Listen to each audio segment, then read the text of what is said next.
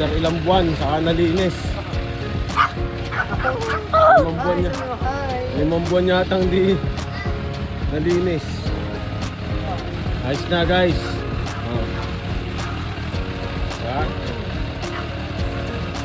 Pwede. Malinis, pati itong sakyan ni Kim. Oh, itab na sa kotse ni Kim, oh. Siyempre, ST line. Hybrid pala, guys. Okay.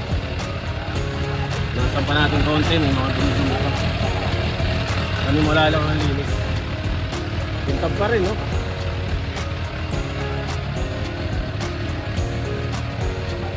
Pwede, no? Kaya nagkaldereta kami, guys. Kalderetang kambing.